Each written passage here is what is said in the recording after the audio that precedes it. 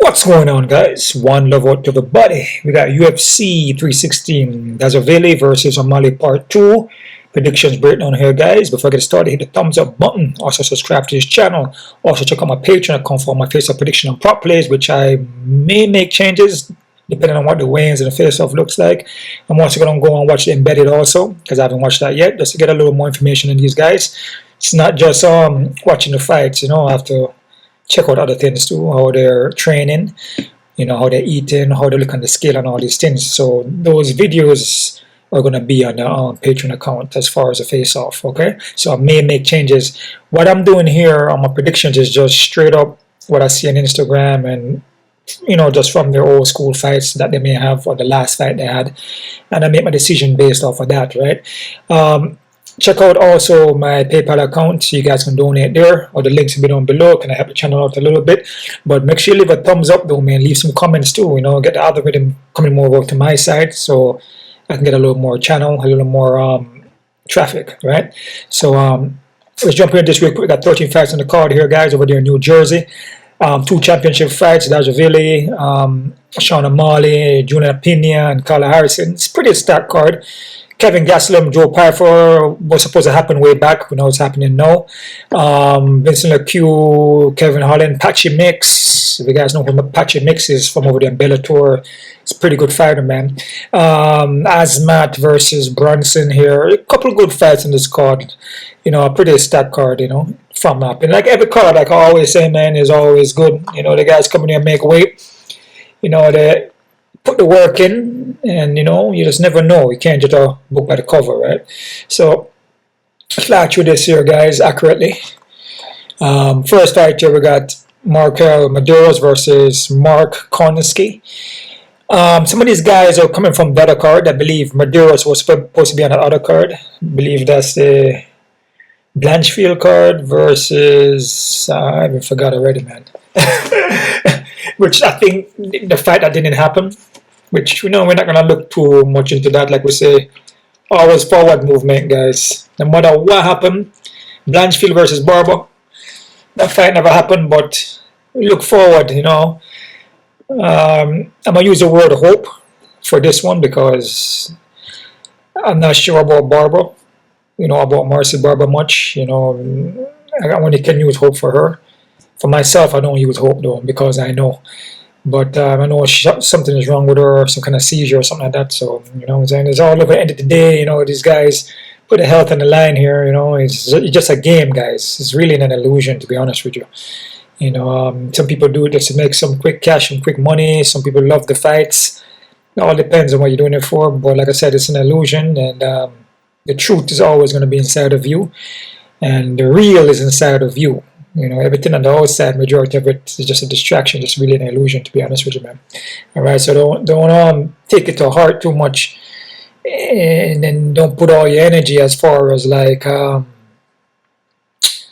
whole life, because it's just a game. All right, so that's pretty much what it is. So that these guys are coming from that Barboza versus Blanchfield card there, which we're not looking back at that. Everything is forward movement. We don't go back in the past. Keep going forward. We're being in the moment. And this is the moment right now. So Medeiros versus Mark here. Medeiros, let me see, is known for hitting heavy hits, for hitting hard. Pack a little power here and there. Let me see, he moves around, pick his shots here and there. He's hittable though. His head's kind of up in the air, can get caught coming in. And also can get taken down. With Medeiros, I kind of question him a little bit. Not too sure about him, man. But I see from Mark though, Mark making his debut here. And what I see from Mark, I'm actually impressed with Mark. I feel he's pretty skilled. You know, he moves well, sets up the kicks with the punches. He loved the calf kick. He looked for the takedowns, has fight by submission. Trains out of the Rufus camp there. I feel he's more well-rounded. I feel he's a pretty good fighter, man. I mean, you know, like I said, with Medeiros, he's okay at times. I just see too much holes with him. What I see from Mark, I'm just more impressed with Mark, man, as far as all-around skill. So I'm going to push towards Mark. I know he's 8-0. you know, and he's making his debut. You know, I usually don't like to do that, but it's just sometimes it's just difficult, man, when you see the guy's skill set and how he moves and everything, and there's just wrestling. Got a strong wrestling base at him. A guy like Medeiros can get taken down. I believe Medeiros can even get. I believe he gets. He can get submitted, right? I believe he got submitted one time. I believe almost got submitted in his last fight though. I believe he lost his fight against Austin. I felt Austin should have won that. Never been submitted, but I'm gonna push towards Mark here, man. I'm gonna say Mark by decision, guys, but I'm not confident just for the fact that, you know, again, 8-0 fighting Gala Medeiros, who has a little more experience coming from Contender Series. You know, I think he has like one fight in UFC or two. Is it one or two already? Yeah, there's 2 fights in UFC, so yeah, kind of favor more Medeiros to win that kind of way because of experience. But I feel Mark is actually the better fighter in my opinion. He's a more well-rounded guy. So Mark by decision, guys. Not confident. Next fighter, we got Quillan Salkilld versus Yanel Asmos. Quinley here is going to have a massive 7-inch reach, which is pretty massive there, guys. 3-inch of heights here. He keeps a high pace on you, and he's durable. Massive for that weight class there. He's well-rounded, will mix it up.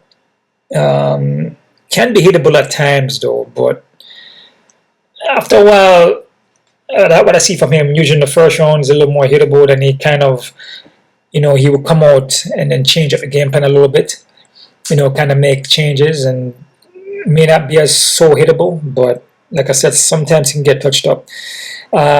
But I like his all-around game, though. He's a pretty well-rounded kid. What I see from Yanel, though, Yanel is a very explosive guy. A lot of spinning heel kicks, more of a wrestling karate base on him. Athletic guy. He wants to knock out, man. And he's pretty much a heavy hitter here.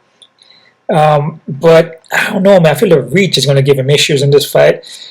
And also, just, I don't know. He seems to be hunting the knockout a lot. And if he doesn't get it, it's like he doesn't look as good. And that's an issue, man. You know what I mean? That's a big issue. And with Quillan here, I don't think Quillan has ever been knocked out. But that was the first time for everything. But I just feel like the reach advantage from Quillan going to give Yanel problems. Spinning heel kicks, sit up from the outside, blitz forward, quick. If he catches you, he could knock you out. You know, there's obviously a puncher's chance from him. You know, like I said, Quillan sometimes can get touched up. Quillan been submitted, and also Yanel will go for takedowns, but he just seems to slow down as the fight go along, especially if he can't get the finish. So I'm gonna go with Quillan here, guys. I'm gonna say Quillan by decision, but I'm not confident in this fight, man. It's 50-50. Like I said, with Quillan, again dealing with 8-1 guys. You know, Quillan. You know, this is gonna be his second fight in UFC after fighting Jubilee. Got a first knockout over Jubilee, which, you know, I mean, we see what happened to Jubilee. I believe Jubilee is what. It was 1-2 in the UFC, I believe. Probably got cut, maybe. Coming from the road to UFC, I mean, you know, it is what it is. Lost by a knockout in both of his fights. So, you know, it is what it is, but we'll see what happened with that. So, Quillan by decision. I'm not confident, guys. Next fight, we got Joo-sang versus Jekka Sarangi. Joe here, or Yo. Joe, I'm just trying to find a fight here. Could I change up the organization of how the fights were? So I'm like going through my notes here. What I see from Yo here, man. Yo making his debut too. What I see from him though, watch a couple of his fights. He actually doesn't look bad, man. Pretty technical guy. Moves around well. Decent footwork. He looks for the openings. His precision, his timing is not bad. You know, with his shots pretty accurate. Takedown defense is pretty good. In and out movement, touch you, move back, forward. Defense, offense doesn't look bad. We look for takedowns. He actually doesn't look bad, man. You know, the kid looks pretty well rounded, pretty technical. His movement look nice. His hands is quick. In and out. Defense look good. You know, what I see from Jekka though. Jekka is wild, man. He comes forward, aggressive, wild, swing the hands, can get caught, can get submitted, can get knocked out. He's just so aggressive, so explosive. I just feel Yo's is more composed, technical guy here. But with Jekka, still pack power and has a one-hitter quitter in him. So this is a guy where, you know, it's like I said, Jacob, you know, been in the UFC, have a couple fights. He actually lost to Jubilee. That's the only, okay, that's right. This is the guy that Jubilee beat. And Weston Wilson beat him. That's not a good look. For Jubilee and Weston Wilson to beat you, that's not a good, and they actually finished him. That's not a good look, dude. I mean, not taking anything away from these guys. And I say, oh, but Weston Wilson is, you know, he has a lot of holes. He's not really a top caliber fighter. Jubilee is not really that either. Can Jekka catch Yo with a punch? It's possible. Very possible. Anybody can get caught by a punch. You know what I mean? We're dealing with a bigger cage though. So there's a lot more room for Yo to move around in. So it's going to favor more Yo to use more of his footwork and pepper Jekka up. Jekka like to lunge forward though and is very hittable. Can get submitted, can get knocked out. I like Yo, man, because of the technicality, and I feel like his defense looks good, his offense is good, his movement, his in and outs looks good, his lateral looks good. But the tip on Jekka is more wild, is chasing an overhand. And he can get it, you know what I'm saying, you know, when he's going to be the more experienced guy. But I got to go with Yo, though. I'm going to say Yo by decision, guys, and I'm not confident 50-50. Again, our next 8-0 guy here I'm going with, man. So I go with 2 8-0 guys. I usually don't like to do that, man, but it's based off the matchups, dude. I will pick the guy based off the matchup. I'm saying I'm not just going to pick Jekka because it's 14-4. I look at his skill sets, dude. I break the guys down, you know, the movement and everything. And I just feel Yo was a better fighter. Same thing with Mark. I feel Mark's a better fighter. I'm not going to be like, oh, Mark is a better fighter, but I'm going to go with Medeiros because it's 10-1 now, man. Again, we usually see these 8-0 guys drop the ball, especially making a debut. But I like what I see from Yo. So Yo by decision. It is what it is. Next fighter we got Arine Lipski versus Kong Wang. It's the next fight here too, man. A lot of this card seems like a lot of experienced guys are fighting newcomers or people who are not that experienced, but they're skilled though. This card here is kind of tough, guys. And I don't know. I must say it could be a lot of upsets, but we'll see what happens. Silva here is well-rounded. More stand-up on her, but we'll go to the ground. But it's the next one here, 17-10. Yeah, but you know, she drops the ball a lot. And she fades as the fight goes on. Slows down, been knocked out 4 times. Can get submitted. She has the skills and she has experience, and, you know, but again, she fought a lot of tough competition and lost to them, and lost to some people that she probably shouldn't have lost to.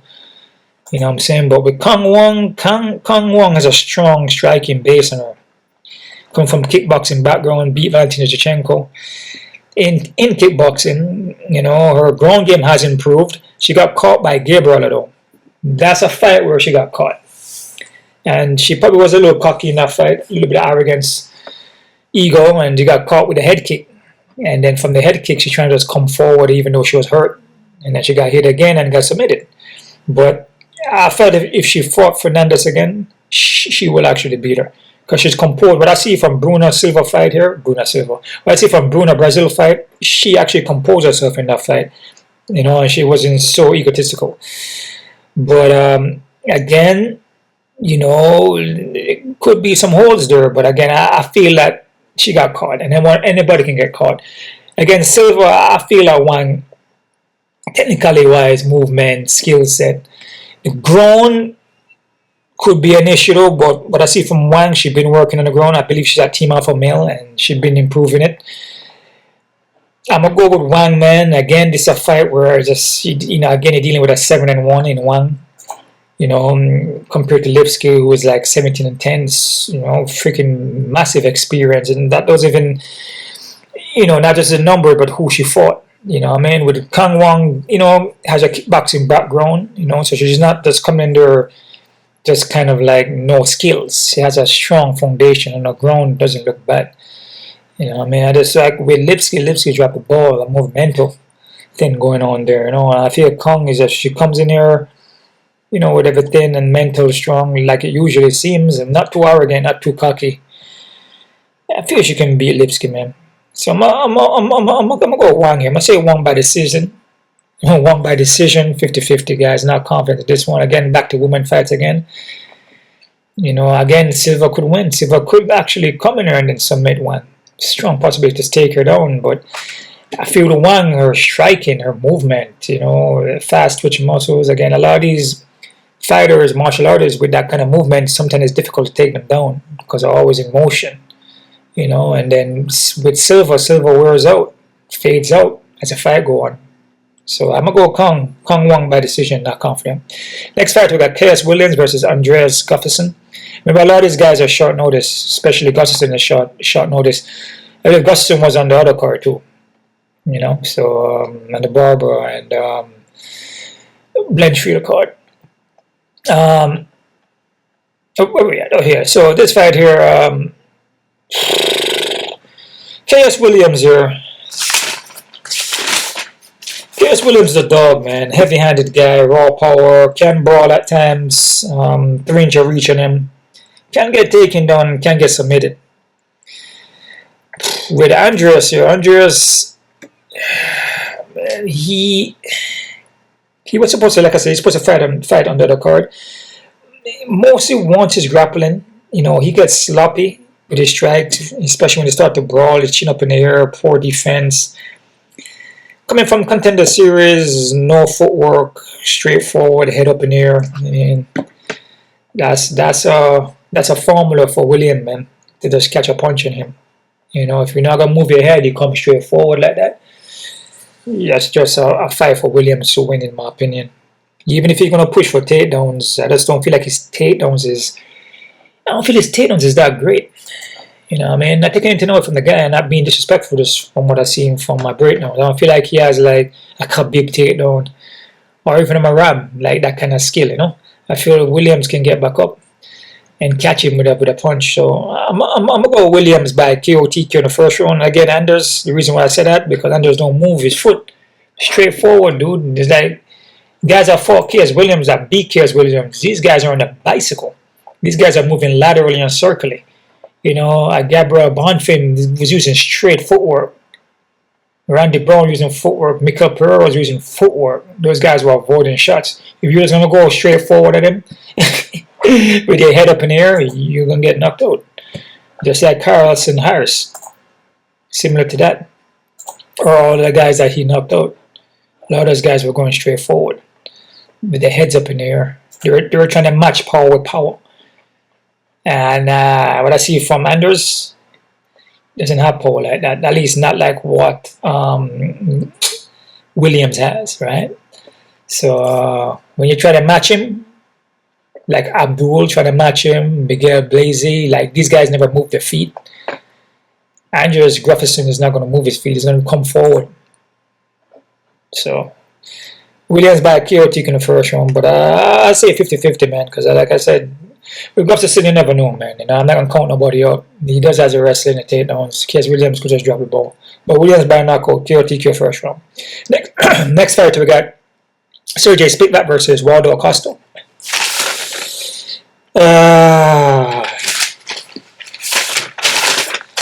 Let's go into the notes here, guys. Spivak here. This guy is well-rounded dude, but can get knocked out, maybe knocked out 4 times, not durable dude, and gasses out after the first round. He likes to go for more sweeps and throws. I believe there's a judo background on him. He likes to go for sweep and throws and, you know, try to get double legs, but that's mostly his thing, you know, and look for the submission on you. But I just feel like with the stand-up, you know, it's just like, he can strike, but he's hittable, dude. And once you start to connect, he fades. And I feel Acosta is just so durable. Acosta's a durable guy, man. And Spivak is not like a guy that's going to exchange punches and kicks. You know, like a lot of leg kicks, like what Marcos Lima did. Marcos Lima was killing him with leg kicks. Dude. I don't feel Spivak's going to do that, because Spivak is not durable. He's not durable to carry the fight like that. Marcos is durable to carry the fight like that. I just feel Waldo is going to touch him up, and possibly could catch him with a punch and knock him out. Unless Spivak can get Waldo down, which Waldo been working in his ground game from what we saw.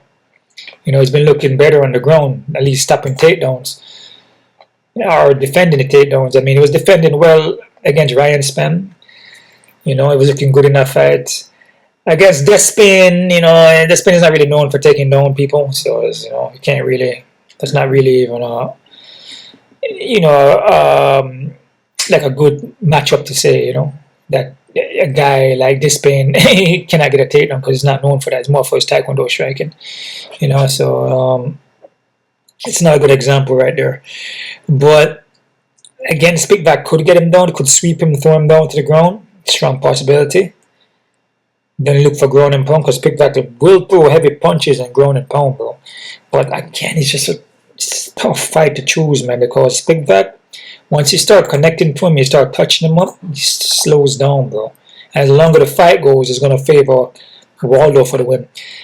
I'm going to go to Waldo Costa. I'm going to say Waldo Costa by KO/TQ in the second round, guys. I'm not confident with this one at all, man. Because like I said, Spivac, I feel, is a more well-rounded fighter. He's actually the more technical guy there, but doesn't carry in his I'm going to say, yeah, he doesn't have the endurance, and his durability is not there, dude. So a lot of these guys in this card, the experienced guys, they're not durable and can't carry a pace. So that's why I say, you know, the guys who can carry a pace will more likely win. You feel me? So because it's just not durable. They can't take a shot, they gas out. You know what I'm saying? So I'm going to go Waldo Acosta. Next fight, we got Azamat Murzakanov versus Bronson Ribeiro. Azamat here, man. I'm actually high on Azamat, dude. This guy's a pretty good boxer, dude. All around skill, nice. His head movement is nice. Like, he comes in the pocket, slip, uppercuts. Like, he worked with you in the pocket, dude. Like, he doesn't fade away from the shots at all, dude. He's in there, man. He will fight long, but then he's in the pocket, dude. Like, just exchange into the body and working, and he can see the shots coming and counter them. He can see it. You know, hard to explain to you guys. You know, like, you can feel it in the fight, or when you feel something, you can like visualize it. He visualized the techniques coming, he can counter before they even happen. It's like a magical thing, man. So he sees it before it happened and counter it. His timing is good. This guy is a professional, dude, like his name. Boxing, very skilled. I'm high on this guy, man. He works well in the pocket. Knockout power, sniper-like accurate punches, dude. I'm high on this guy, dude. His opponent to Ribeiro, though, is a short notice, but Ribeiro got 10 inch of friggin' reach, dude. And 5 inch of height. 10 inch of reach, which is freaking massive. But Ribeiro, though, is very, very hittable. Can get knocked out.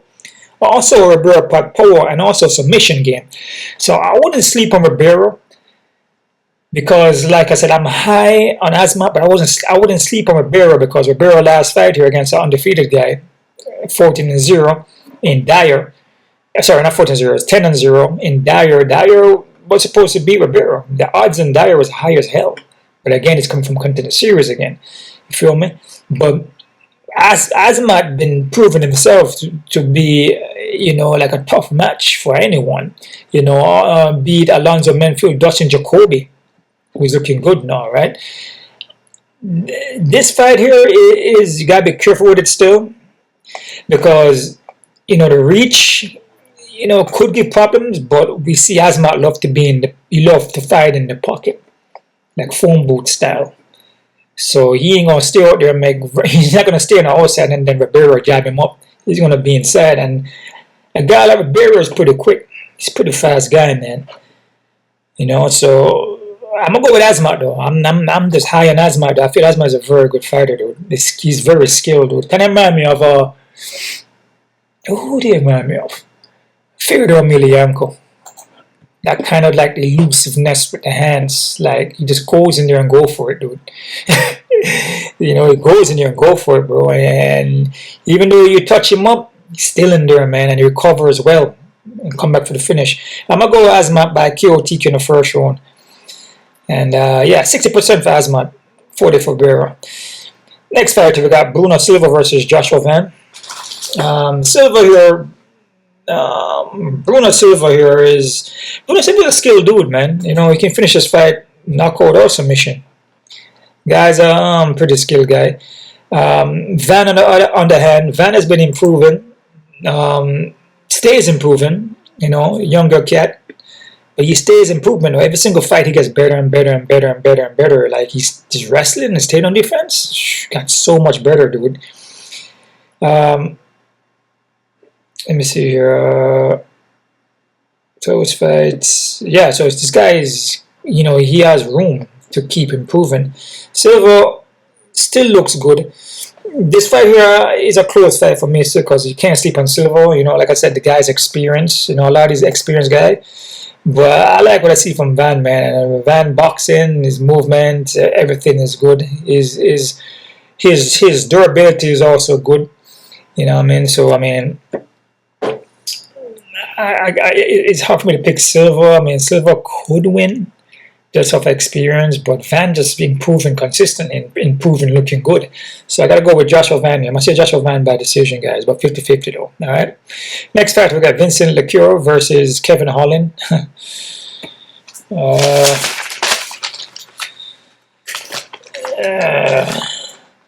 Lecure here, next experienced guy here, skilled, well-rounded, but he's not as durable like he used to be, man. And I've seen it against Joaquin Buckley. After the Jeff Neal fight, even with Rafa dos Anjos, you can see that he just slowed down a little bit, right?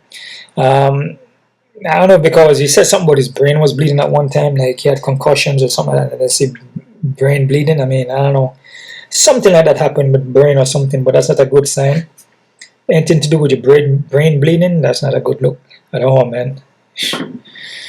That right there, like I said, it's when you if you hear something like that and you still have consciousness and you still have all the abilities to move around and speak and everything seems fine, I probably wouldn't be fighting no more, man, because you're gonna be getting hit in the head.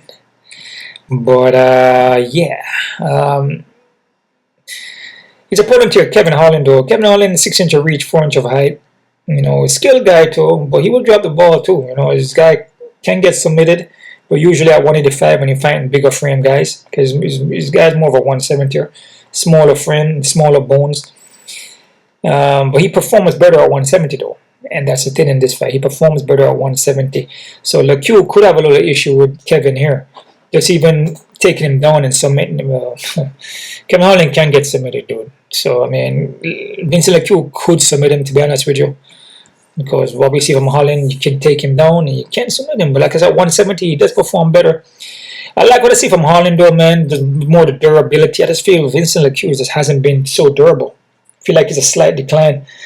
It's a tough one to pick because, you know, Kevin Holland will drop the ball and can't get submitted. But I'm going to go Kevin Holland by KO TQ in the third round, guys. But definitely 50-50. And this is a fight where, you know, Vincent Lecue could submit him. Could submit Kevin Holland, dude. And especially in the first round. You know, it could be one of them head and arm chokes probably or something like that. Or a barbecue choke or something like that. You just never know, dude. Yeah, I'm saying Kevin Holland would come in there and then just drop the ball. So Vincent come in here and then, you know, just looks good in the fight. He can get touched up some and just probably, you know, just don't seem to be that kind of fighter who's slowing down. You just never know. I'm going to go Kevin Holland by KO TQ in the third round, guys. Next fight, we got Mario Batista versus Patchy Mix. Mario Batista here. This guy's a pretty decent fighter. You know, the guy's well-rounded. Mix up the wrestling. Striking looks good. Can get submitted. But seems to, you know, be okay fighter. Against Jose Aldo, I thought he lost that fight though. They actually robbed Jose Aldo in that fight. Patchy Mix though was very skilled though, very crafty. And Patchy Mix coming from Bellator, Grinder, making his debut, but you see 20-1. This guy is well-rounded, fought a lot of tough competition. Yeah, this guy's a pretty skilled guy, man. Lost to Juan Alcalera though, which I believe Juan Alcalera was in the UFC, I believe. Yeah, Juan Alcalera was in the UFC at one time. Wasn't he? Bellator. No. Why did I think Juan Alcalera was in the UFC? Well, why did I think that? No, he wasn't in the UFC. What? I thought he was in the UFC. Guess I was wrong. It was always Bellator. Okay. He lost to Juan Alcalera. That's the only person he lost to. But did he revenge that fight? Did he get a win back for that fight? No. But against Mario Batista, I mean, Mario Batista is no joke, man. That guy is not an easy match, at least for anybody. But Mix is pretty skilled. His ground game is freaking skilled, though. He would grab up your neck, he would grab your back, he would rear naked choke. His wrestling is on point. Striking is not bad. Use it mostly to set up for the wrestling takedowns. I'm gonna go with Mix. I'm gonna say Mix by submission, but I'm not confident. I'm gonna say Mix by submission in the second round, guys. I like more what I see from Patchy Mix than what I see from Mario Batista. I feel Mix is just more crafty and more of a go for it. I feel Mario will just be there and like just touch, probably put you against the cage, hold you. I feel Mix will take a chance, and just that chance he takes, possibly get a submission in the second round. So Patchy Mix by second round submission. Next fight, we got Kevin Gastelum versus Joe Pyfer. This fight was supposed to happen a couple fights back. Kevin Holland, super veteran, skilled guy, but at 185, man, I don't know. This guy should be more like a 155er, dude. Even a 145er. I think his frame is not. It's like 185 is just, the guys are massive, especially Joe's gonna be super massive, dude. Decent boxing, the wrestling good, but I just feel Joe's a super freaking massive, dude. Pack power, athletic guy, 5 inch of height, 4 inch of reach, dude. This guy's gonna be massive in there, dude. Way more than 185. This guy's probably walking around like 230. Nah, probably like 220, probably 215 or something. Like, he's a big dude. This guy's a big guy. I mean, yeah, not just being big, you know what I'm saying? Kevin, his skill, technique matters, but he's big with technique and power and wrestling. Kevin Gastelum's a small dude, like trying to be 185er, dude. Yeah, I mean, I see him working out and putting the work in, running up the hills and everything, looking decent, but Joe's a big guy with skills, dude. The pack mad freaking power. Gotta go with Joe, man. I said Joe by decision, but I'm not confident. The only reason why I'm not confident because Kevin Gastelum is a veteran. I'm saying experienced guy, and Kevin Gastelum, you just never know, dude. You never know. Kevin Gastelum coming in and catches him with a punch in the chin and he goes out. It happens, man. But I go Joe Pyfer by decision. Co-main event here, one of the championships, bantamweights, women, Julianna Peña versus Kayla Harrison.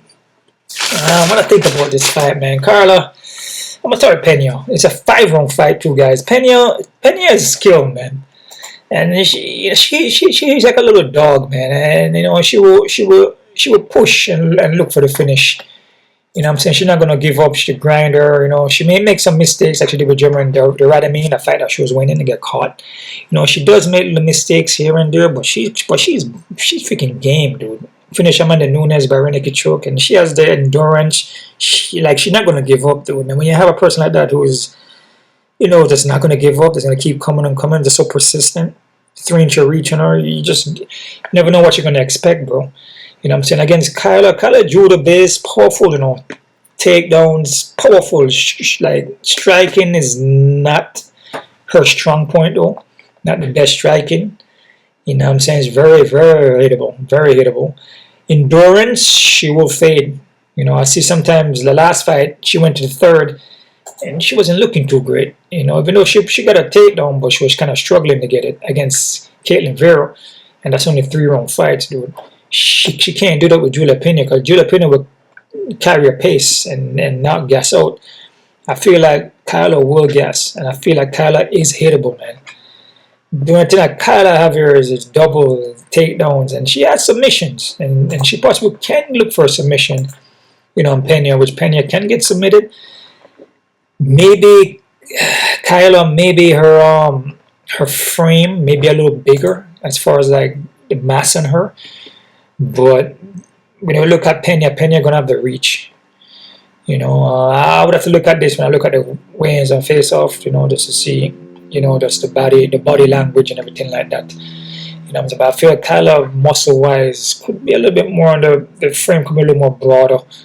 But again, that's a lot more oxygen. You gas out more. Kayla Harrison is gonna have to finish Peña, in my opinion. She's gonna have to finish her, possibly by submission. Could be ground and pound too by striking. Take her down, there's ground and pound her out. Strong possibility too. You know, Peña been finished by submission twice. The longer the fight goes, is going to favor, you know, the vixen. Is going to favor Peña. You know what I'm saying? You know, I see Kyla gets tired in her fight. The fight she got tired in also was a fight that she lost. She was just super gassed out against Larissa. You know, Caitlin Veras is getting tired too. You know what I mean? So, yeah, you know, he just, I don't know, man. She can't play around with Peña like that. I feel Peña has that dog and that experience. You know, even though you look at Kayla Harrison, you know, her experience was against, I mean, she fought like Holly Holm, but Holly Holm is like pretty much done. Holly Holm is retired, dude. She fought her at the end of her career. Aspen lad, you know what I mean? I don't think he's in the UFC anymore. You know, she's in Bellator Championship Series. I don't know, it's just, yeah, she hasn't really fought nobody. She fought Larissa, which Larissa beat her. She beat Larissa. Larissa was in the UFC at one time, but she didn't make it in the UFC. If she was on the, pretty much Jessica Andrade beat her and German Randoming beat her. So one or two fights, and you know, yeah, I mean, yeah, she hasn't really fought nobody, dude. I mean, Holly Holm is at the end of her career. Caitlin Vera, you know, Caitlin Vera she's on and off and will drop the ball. Julianna Peña is more live, dude. Fought pretty much all the tough competition. Ultimate Fighter Championship season, you know, fought like Anthony Chenko, fought German Radamin, you know, Sarah McMahon, Amanda Nunes twice, beat Amanda Nunes, fought with Copan. It's just there's like caliber, different levels. Even though we look at Kyle Harrison 18-1, and again, Kyle Harrison could power her down, muscle her down, and ground and pound her up. Strong possibility. But the longer the fight goes, it's going to favor Peña, in my opinion. I'm going to say Peña by submission, guys, in the third round. Peña's just going to keep a pace on her. The more Kyla got to work in this fight, work, is the more gas she's going to get. She's going to have to finish the fight quick, in my opinion. But I'm going to go Peña by submission, third round, guys. Not confident at all. Zero confident. Again, women fight.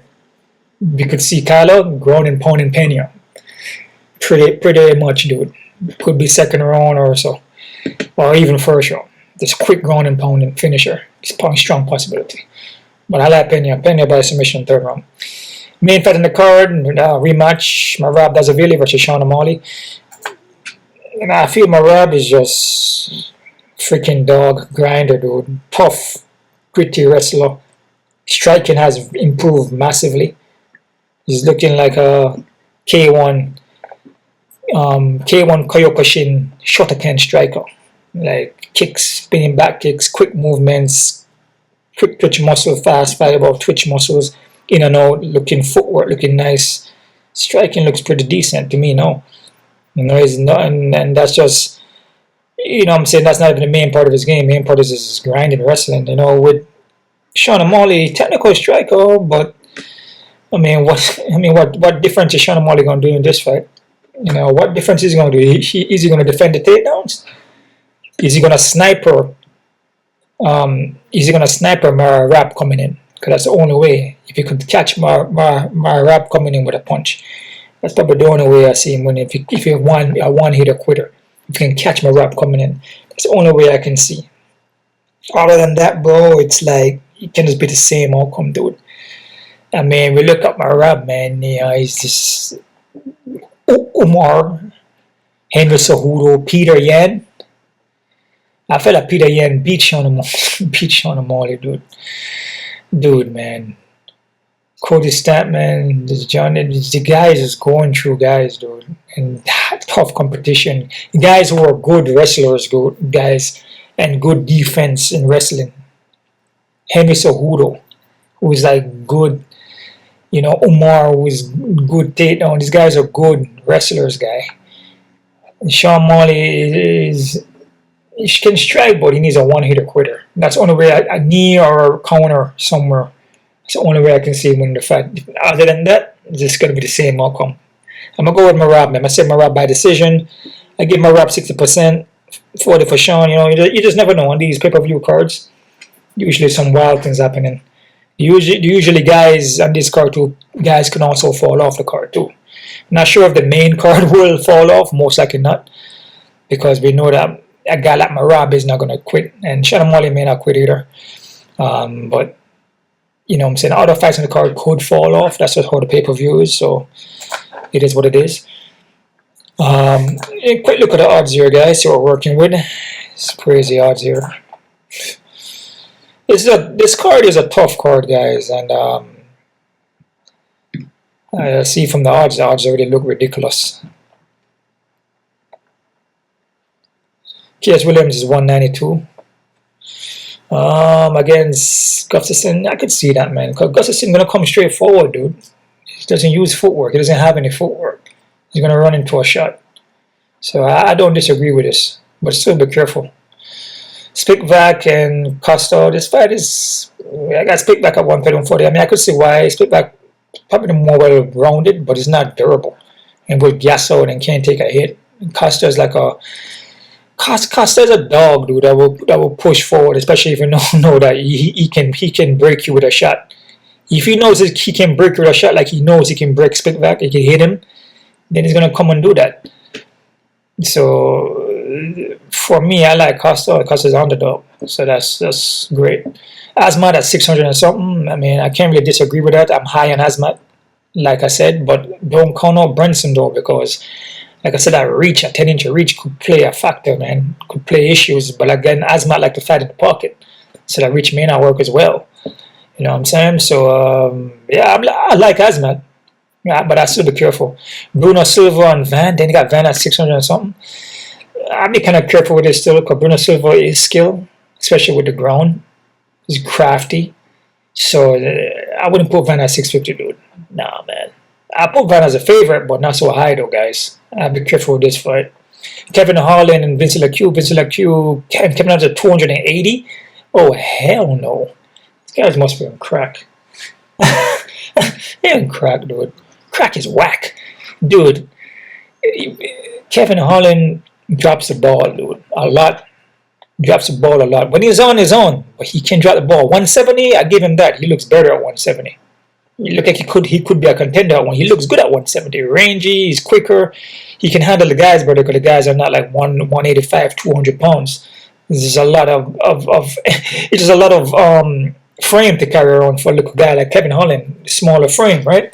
Even though the technique matters, but still, you know, he's just not able to handle that at that 185, 170. He looks, you know, he looks more quicker, more lighter, you know, and he can manage the guys, right? But he will drop the ball, he can get submitted. Vincent Lecue is very, very freaking experienced, even though I feel like, you know what I'm saying, he's missing a step with Vincent Lecue, you know, just not the same, kind of slower, hittable, and all the brain bleeding thing, you know, you just never know, dude. But 270 for Kevin Holland? No, man, this fight here is an even fight. Either one of these guys can win. Vincent Lecue can come in here and submit Holland, dude. Believe me on that. He could come in here and submit Holland, bro. And Vincent Lecue is known for that. So be careful with this fight. This fight here, I disagree with having Kevin Holland at 270, 280. Me seeing this is a hell no. Nah, man. Better off going to Dog and Vincent, to be honest with you. Wouldn't mess around with this at all, guys. Hell no. Alright? For Batista, Patchy Mix. Patchy Mix at 185, 195. I mean, I could see that. But I still be careful, because Batista is no joke. But I like Patchy Mix, so Patchy Mix is a very skilled dude, man. Batista is skilled too, but I feel Patchy Mix takes more risk and will push to finish the fight. I think Batista will more lay and pray, which can get him caught. So I don't really disagree too much, but still be careful. Joe Pyfer, a 300, 400 or something. I mean, I could see why, man. The guy is freaking skilled, pack power, freaking going to be massive in this fight with skills. So Kevin Gastelum is, you know, experienced veteran guy, but Joe Pyfer is just, I mean, what is Kevin Gastelum going to do? He could catch him with a punch, but Joe Pyfer is quick, he's fast, he's athletic, and he carried the frame with him. And he had the reach and the height. I don't know, dude. And Kevin Holland just doesn't look good at 185, bro. Doesn't look good at 185 at all, dude. Julianna Peña, Harrison is 7'5". Damn, they're freaking high in Harrison with this fight. That's a disrespect, dude. I disagree with this one, guys. I disagree. Do I feel Harrison can win this fight? Yeah, of course. She can muscle her down and ground and pound her up, but Peña is skilled, though. Peña is skilled, and Peña is experienced. And she's a champion, and she's skilled. And she has a dog in her, and she's not going to give up. The odds in Harrison is high. But, like I said, with women fights, we see this all the time. Negative 750, 525 plus Peña, and Peña comes in winning, man. So you gotta be careful with that. There's a couple fights in there where the odds are pretty high, dude. I'd be careful. I disagree with this one. Merab at 285, I don't disagree. I don't know what Sean O'Malley's gonna do differently. The only thing I see him doing is snipering. One hitter quitter, kinda like Conor McGregor style against Aldo. That's probably the only thing. Other than that, R1 and flying knees, like what's that brother name? Freaking, what's that dude name again with the flying knee? I don't remember that fight though. Jorge Masvidal. Yeah, that flying knee, that one hitter quitter. That's the only way I see O'Malley winning. If O'Malley gonna go in there and then moves around and bounce around and for rounds, he's gonna get taken down. Same thing gonna happen. Rinse and repeat, dude. This is all the fights? There wasn't more fights than that? 1, 2, 3, 4, 5, 6, 7, 8, 9. Where did the fights at? I know I can look at topology too. But our fights fell off the card. Oh man, probably fights fell off. Oh, here we go. Quillan is 550. Disagree, man. Yana is a skilled guy, dude. Can't count this guy out. He has a one-hitter quitter punch too, and he's technical. With wrestling too. 555, 600 for Quillan? Hell no. The odds is ridiculous, dude. Yo at 600 and something.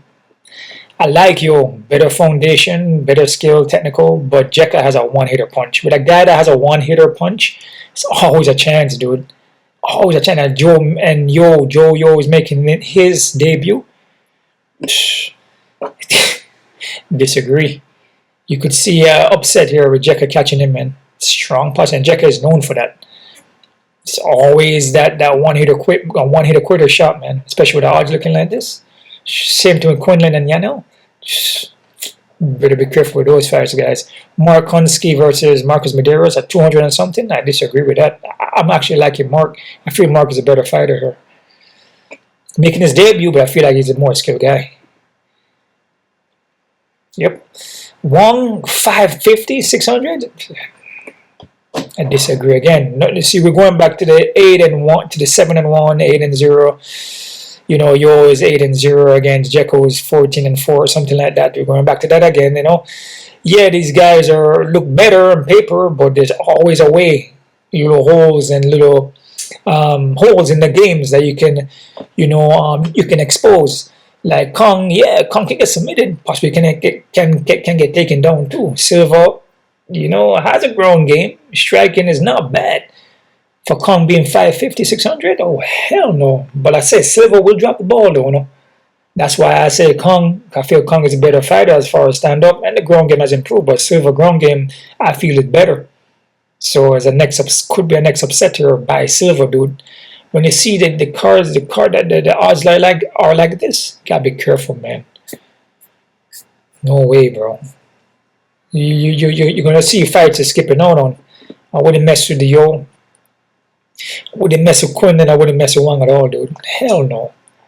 Hell no, because it doesn't work. It's not worth it. Especially if you're doing parlay, you know what I'm saying?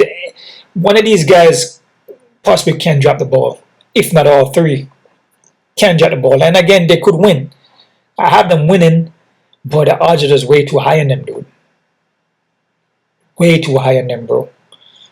These guys like Jekka, Yanel and Silva, they're still skilled and have a path of victory. Could be submission or a knockout. Believe me on that. So I wouldn't count them out. But it is what it is right there, guys. You guys leave your comments down below. Let me know if you agree with me. Let me know the picks that you're playing. Just leave whatever you want to leave down there. Just make it, if you want to make it like a little conversation and whatever you want to say or whatever you want to put, man. It's all over the day. Make it positive though, at least. My channel is all about positivity. We don't try to throw no hate down there or nothing like that. And it's all over the end of the day. I say anything, but I want more positivity on my channel because that's what I push. We don't roll with negative things, Roll with love always, Love is the answer, what I'm saying? So even when people do you wrong, people hate on you, people troll on you, people want to see your crash and burn. Yeah, guys, there's a lot of people out there who want to see you crash and burn because you have to understand, if you look at how the system is run, what I'm saying? That's what they create. The news, everything, they create pure negative things for you. They're not creating positive environment for you. They're not showing you positive things in the news.